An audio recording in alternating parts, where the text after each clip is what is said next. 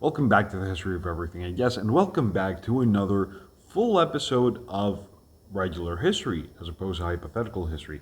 Now, one small thing before I begin, I noticed that I sometimes tend to do the hypothetical history video before the actual history video of whatever topic I want to discuss. And as a result, this is going to be the last time that I do that. And next week, I'm gonna post an actual history video, and then I'm gonna post the hypothetical on that specific topic.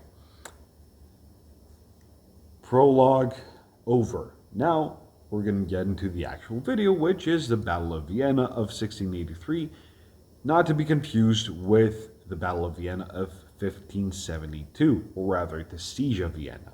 Before I get into the specifics of the battle, first of all, I want to give a little bit of context. 1683 was pretty much as close to the height of the Ottoman Empire as anyone could get, because in every single aspect that you could think of, they were pretty much killing it, be it militarily, diplomatically, culturally. They were doing really, really well. Now, couple that with basically the absolute mess that was the Counter-Reformation in Central Europe, and the fact that a lot of mostly, at least in that specific vicinity, Hungarian Protestant principalities and duchies didn't get along that well with the Holy Roman Empire. It meant that there was a lot of fertile ground for Ottoman foreign policy. I'm not saying any of this are crap on the Protestants. There are many more people that do that job way better than me, and it's actually their job. But the Ottomans went so far as to promise Vienna to the Protestant Hungarians if they helped them basically defeat the Austrians and the Holy Roman Empire. Now, whether or not that was going to happen, it remains to be seen. And especially under what status, whether or not it would have been under direct imperial control or whether or not it would have been a vassal state kind of situation. But the point is that it would have basically become significantly closer to the Protestant sphere of influence.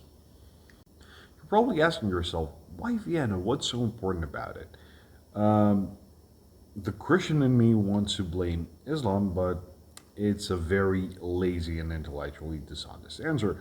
In fact, if you look at a map of Europe, you will see that Vienna is very close to the geographical center of Europe. This means that if you want to control trade routes that lead towards Germany, towards Western Europe, if you also want to have access to the Danube and later on to the Black Sea through the Danube, and also relatively close access to the Adriatic, therefore the Mediterranean later on, Vienna is a very good place to have in your empire, especially considering the importance that it held during the Holy Roman Empire. But this is basically the main reason. Obviously, this led Suleiman the Magnificent, along with his Grand Vizier, or Prime Minister in today's terms, Kara Mustafa Pasha, to undergo significant preparations, both in terms of training, arms acquisitions, and most importantly, logistics. Because if you want to win any battle or any war, logistics is key. Eventually, the two sides would meet on July 14th, 1683, with the two fighting sides from the Christian side being the Holy Roman Empire, the Habsburg monarchy, which included the Archduchy of Austria, because it was still just an archduchy at the time, and later on, the Polish-Lithuanian Commonwealth, led by the man, the myth, the legend, John III Sobieski, and secretly Wallachia. And then, on the other side, we had the offending side, the Ottoman Empire, along with its vassal states such as the Crimean Khanate, Upper Hungary, Moldavia, Transylvania, and also Wallachia. Now, A really important thing, I did mention this in the hypothetical history video, that Wallachia was a vassal state of the Ottoman Empire. However, its leadership, more specifically Sherban Kandakuzno, was sympathetic to the Christian cause. Not so much because of some deep theological secret allegiance to the Pope or anything, but because he understood that if the Ottomans won, then they would move further into Europe and subdue more Christian populations. So he had to choose his battles, and in my opinion, he did the right thing. Another very important thing, at least historically speaking, or interesting actually, is the fact that if you look at it purely from a numerical perspective, the Christian forces were not meant to win. Far from it, actually.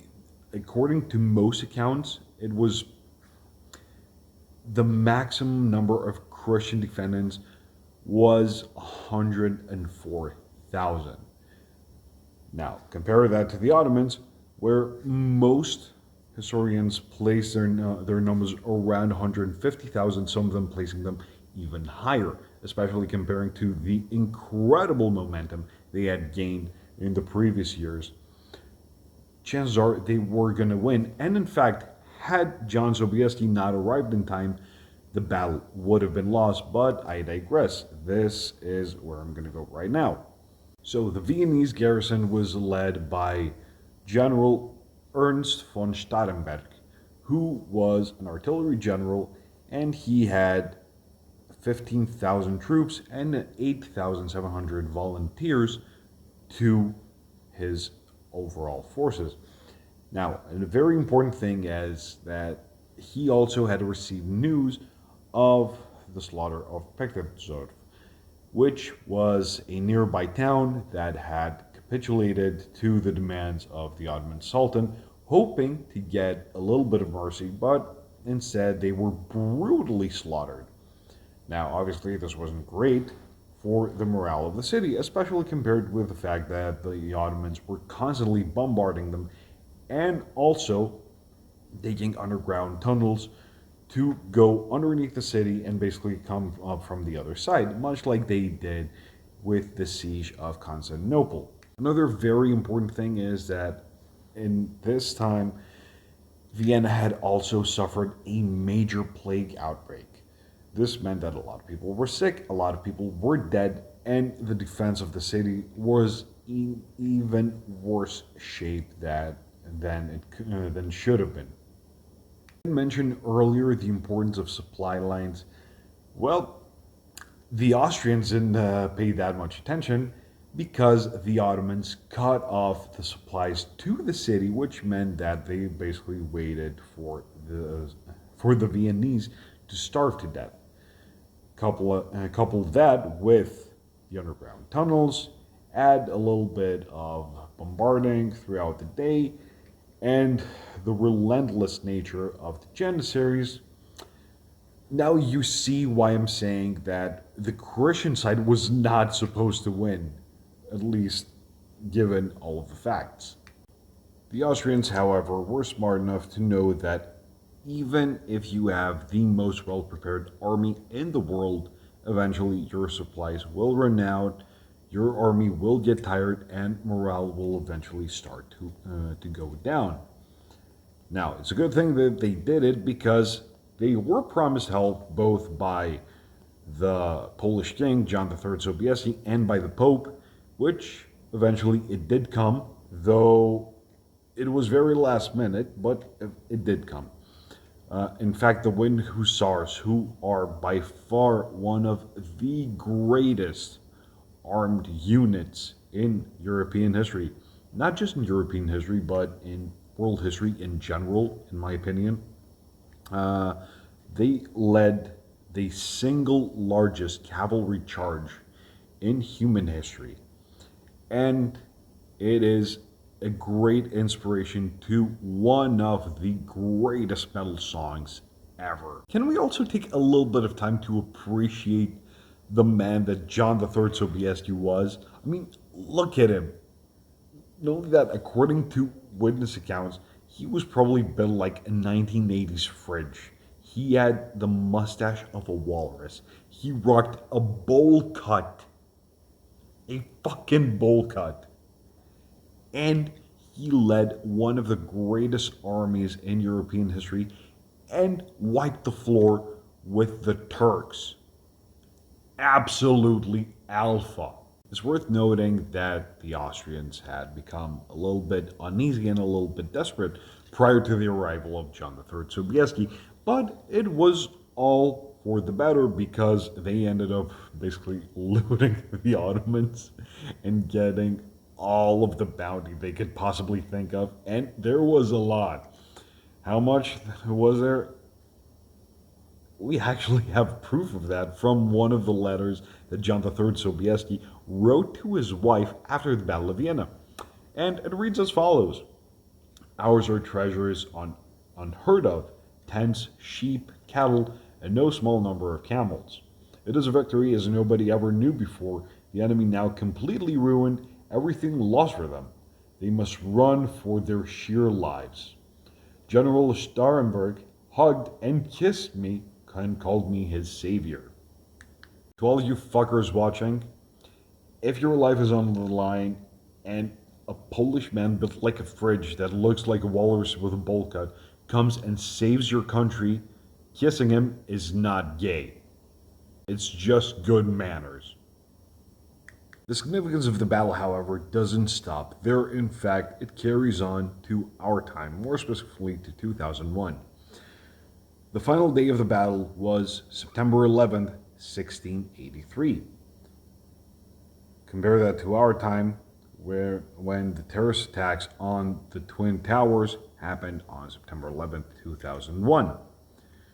Al-Qaeda chose this date on purpose as a way of showing that they're getting revenge for their lost brethren at the Battle of Vienna. However, as a Christian, I feel the need to show to anyone who sympathizes with Al-Qaeda this beautiful thing. Now, if you're not a Christian, more specifically a Catholic, you probably don't know what this is. This is a chasuble. This is a clerical vestment worn in the traditional Latin rite. And why is this one of my favorite things about this battle? It's because it's made from a tent of the fleeing Ottomans.